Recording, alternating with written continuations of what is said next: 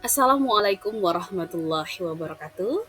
Selamat datang di tugas koneksi antar materi. Perkenalkan saya Dwi Landari, calon guru penggerak angkatan 11 yang berasal dari kota Palembang. Pada kesempatan ini, saya akan memaparkan tugas koneksi antar materi modul 2.2 terkait pembelajaran sosial dan emosional. Baiklah Bapak Ibu, pertama kita akan membahas dua pertanyaan pemantik terkait pembelajaran sosial emosional. Mari kita simak.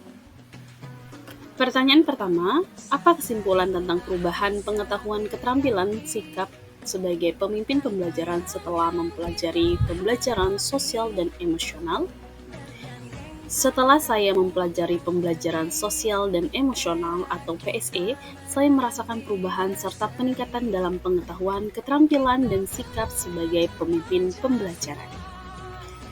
Dari segi pengetahuan, sebagai pemimpin pembelajaran, saya dapat memahami secara mendalam tentang pentingnya memiliki kompetensi sosial dan emosional.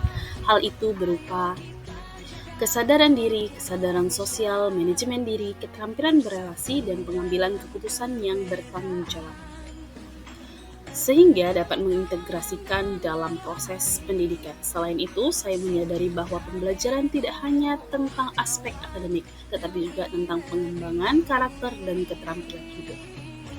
Selanjutnya, dari segi keterampilan, sebagai pemimpin pembelajaran, saya merasakan peningkatan yang lebih baik dalam hal manajemen kelas yang inklusif dan empatik, teknik komunikasi yang efektif, serta terampil dalam mengenali dan merespon kebutuhan emosional siswa saya.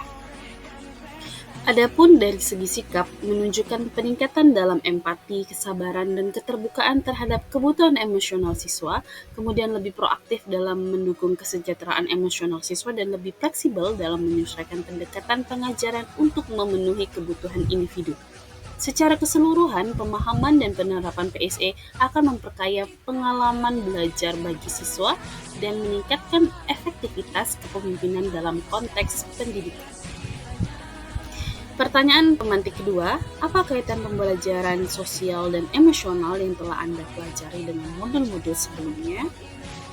Pembelajaran sosial emosional memiliki kaitan yang erat dengan modul 1.1 terkait pemikiran Ki Hajar Dewantara, modul 1.2 nilai dan peran guru penggerak, modul 1.3 visi guru penggerak, modul 1.4 budaya positif, dan modul 2.1 pembelajaran berdiferensiasi. Pertama, kita akan membahas tentang PSE yang berkaitan dengan pemikiran Ki Hajar Dewantara. Dalam pemikiran Ki Hajar Dewantara tentang pendidikan menekankan bahwa pentingnya pendidikan yang memerdekakan, di mana murid didorong untuk berkembang sesuai dengan kodratnya dan budaya masing-masing. PSE mendukung prinsip ini dengan membantu murid mengembangkan keterampilan sosial dan emosional yang penting untuk kemandirian dan kebahagiaan mereka. Yang kedua, PSE berkaitan dengan nilai dan peran guru penggerak. Dengan nilai dan peran yang dimiliki guru penggerak, PSE memperkuat keteladanan, rasa empati, keterampilan berkolaborasi, dan pengendalian diri sebagai pemimpin pembelajaran untuk menciptakan lingkungan belajar yang inklusif dan suportif. Kemudian PSE berkaitan dengan visi guru penggerak. Sesuai visi guru penggerak, PSE mendukung pendidikan yang berfokus pada pengembangan karakter sesuai dengan profil pelajar Pancasila dan potensi setiap murid yang tidak hanya cerdas akademik tetapi juga memiliki kecerdasan emosional yang tinggi. Selanjutnya, terkait PSE dengan budaya positif. Pada budaya positif, PSE membantu terciptanya lingkungan saling mendukung, menghargai keberagaman, aman dan nyaman sehingga dapat mengembangkan keterampilan sosial dan emosional secara optimal. Terakhir, kaitan PSE dengan pembelajaran berdiferensiasi, yaitu pada pembelajaran berdiferensiasi, PSE mendukung guru dalam merancang pembelajaran yang mempertimbangkan kebutuhan belajar serta pengelolaan sosial dan emosional murid. Maka dapat disimpulkan bahwa seluruh modul saling terkait satu sama lain. Hal ini dikarenakan demi terwujudnya pembelajaran yang berpihak pada murid sesuai dengan profil pelajar Pancasila.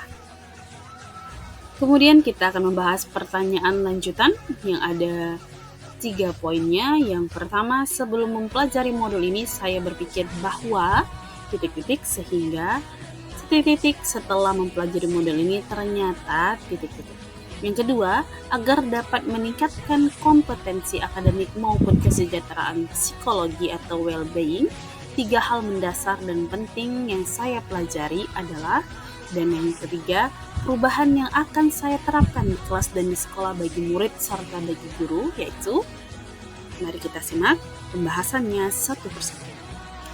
Pertanyaan pertama, sebelum mempelajari modul ini saya berpikir bahwa perancangan dan penerapan pembelajaran hanya memperhatikan dari segi akademis saja, dan pembelajaran sosial dan emosional akan rumit untuk dibuat perencanaannya, sehingga membuat saya merasa khawatir dalam penyusunannya. Namun setelah mempelajari modul ini, ternyata pembelajaran sosial dan emosional mudah dan sangat penting dalam mendukung lingkungan belajar yang positif, serta dapat mendukung kesejahteraan psikologi siswa dan guru.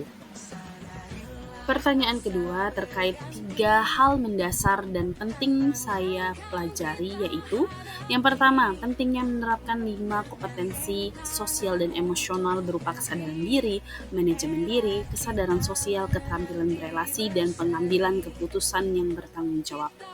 Yang kedua, pentingnya menerapkan praktik kesadaran penuh atau mindfulness dengan menggunakan 3 strategi, yaitu STOP, yang dapat digunakan di tengah atau saat kondisi tidak kondusif. Kedua, dengan teknik kesadaran diri melihat atau penglihatan, dan bisa dengan teknik kesadaran diri mendengar atau pendengaran.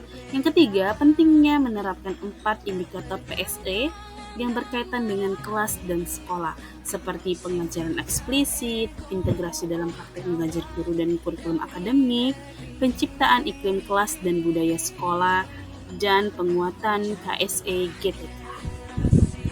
Yang ketiga, perubahan yang saya akan terapkan di kelas dan di sekolah. Yang pertama, perubahan bagi murid.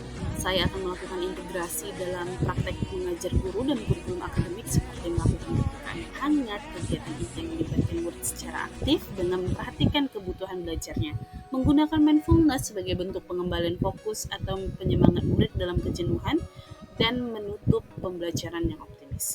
Kemudian saya juga akan melakukan pengajaran eksplisit dalam kegiatan kokurikuler dan ekstrakurikuler. Selain itu membiasakan dalam menciptakan budaya iklim kelas dan budaya sekolah yang positif dengan melibatkan murid dalam penerapannya.